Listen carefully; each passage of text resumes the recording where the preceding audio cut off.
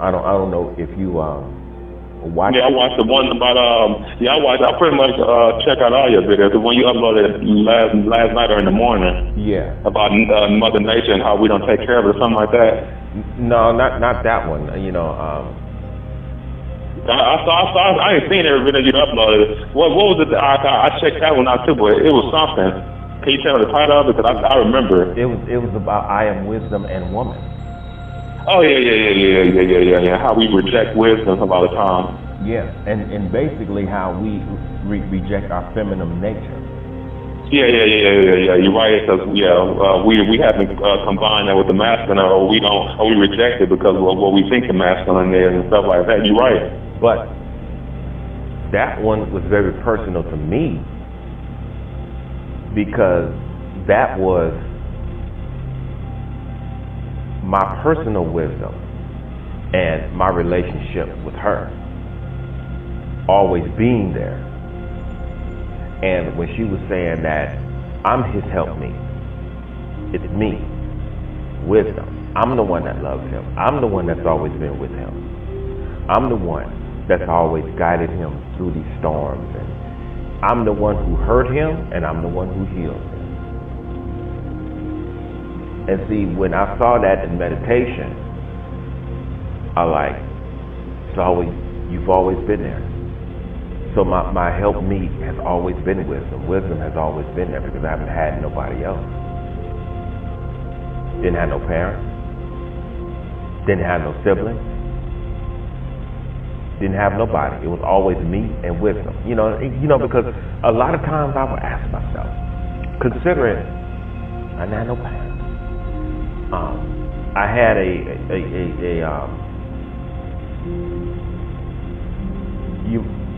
less than regular relationship with my uncles. Right. And what I mean by that is that even though I talk about my uncles a lot, my uncles really didn't teach me anything. Nothing. Right. You know what I'm saying? Nothing. The relationship with my grandfather, I think I talked to you about that.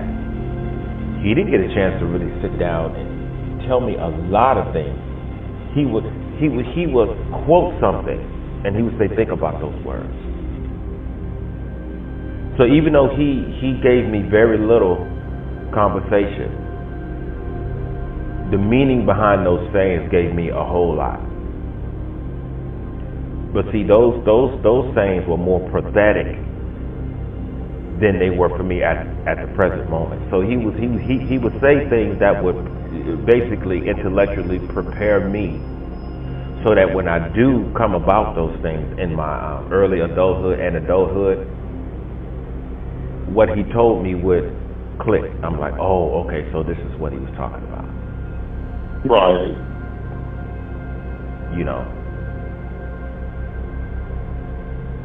But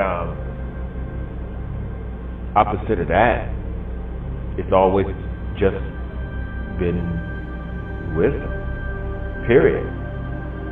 Because considering my upbringing, coming up on the south side of Chicago, and from Chicago going into Atterbury Job Corps Center in Edinburgh, Indiana, around all of that corruption and white folks races out there, and then I'm thrown in you might as well say juvenile correction center when I haven't committed any crime.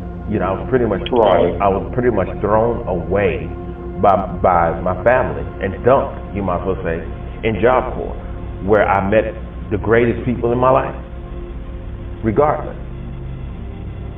However, what allowed me to go through that was wisdom, because I found out during that particular experience that I had a mind on me that was like they told me in Dharmasala, India. It was a guru out there told me that you have a universal intelligence. No matter where you go, you're going to be fine. So he talked about wherever you go, wisdom is going to be present. So, like you and I was saying, I think it was 2 years ago, that wisdom and intelligence goes in harmony. Right. But a lot of people think intelligence is the intellect, but it's not. No, it's not. Intellect is just an accumulation of facts or information, but No. the intelligence of wisdom is knowing how to use it and when to use it, how to use it, and why to use it. Intelligence has nothing to do with information. You want to go into it? Yeah. Let's go. You want to know what intelligence is? What? Intelligence is something that is sacred. It has nothing to do with any measure of information. Man, when I was shown this in meditation, it blew me to bits. It has nothing to do with a measurement of information. It is beyond information. It is sacred, but it's very present. See, the only way that I can explain intelligence is where I was when I died. When you are totally empty, everything that you know is absent. However, you are in the know. Right. And therefore, anything that you see and touch, you don't have to figure it out no more. You're just in the know. Now, when you take that spiritual state and you house that in the flesh, and when you give the man who understands that, everything that he knows becomes totally irrelevant. Because when I got back here, when I was brought back, everything that I studied became futile. And what I mean by that is that once you get to the point to where you're empty, that's empty of what you know, that's when you're at your fullest. You know absolutely nothing. And that's when intelligence and wisdom reveals itself. And what I mean by that is that you're living a life of sacredness to the degree to where you're walking in the present, and yet still the present is still a moving reality because because life is forward motion. You're living in the present, and you are in the present, and therefore everything that's transpiring in the present, you're able to flow with it and flow through it because you have intelligence. You understand what I'm saying? Right. That's beautiful. Are you sure? Yeah, well, keep talking. I'm definitely taking everything in. No matter if someone comes up to you and brings up a subject that is totally foreign to you, due to the fact that you have been emptied of everything that you know, no matter what someone says to you, you know what they're talking about. It could be something totally foreign, something you ain't never in your life heard, but for some reason, you're able to relate to that, and your relationship with them in terms of what they're talking about, you're given an insight into it, to where even though they brought this to you, you're revealing it, you're unraveling it, even to them, to the point where they say, wow, I never thought of it like that. That is intelligence, bro. It's not Malcolm's intelligence. It's not Jiddu Krishnamurti's intelligence. It's not the intelligence of Yeshua or the Buddha. It is not even your intelligence. It is intelligence itself. Man, when I saw that, I'm like, whoa, that is so profound. so profound. It is a essence that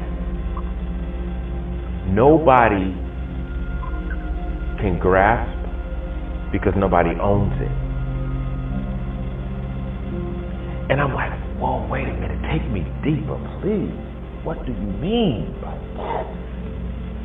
Everything that you see that has movement, that's intelligence, bro. That's the only reason why there's movement. You know how they say there's intelligence found on this particular planet? They found a species in there that bears movement, and movement is time. Movement implies intelligence. When the organism dies, that's why they say it's brain. He or she is brain dead. Right. So they're dead. But there's still some intelligence left. Even though that person's spirit has passed on, what happens to the flesh? It's still moving. It's called decay. There's intelligence in that. There's intelligence in everything, man. You're right. So by intelligence being the factor of movement of everything that bears life, power, energy, I hate using that word. And that's intelligence. Intelligence. This is the reason why these white folks don't want you to utilize intelligence.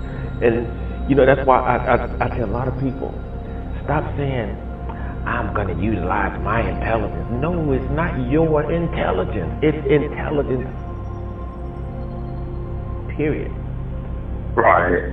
Don't own it. See, because when you own it, you're comparing intelligence to what the accumulation of information that you've already gotten from the past. And when you contaminate the present with the past, you betray the present. That's profound, David. And when you contaminate the present state of intelligence with the knowledge of the past, then it ain't intelligence no more. It's just another form of the accumulation of knowledge, and therefore you really haven't gained anything. You're stuck in the measurement of information. Guess what? You're a slave. That's what you are. And that's what Krishnamurti was trying to bring out when he said freedom from the known.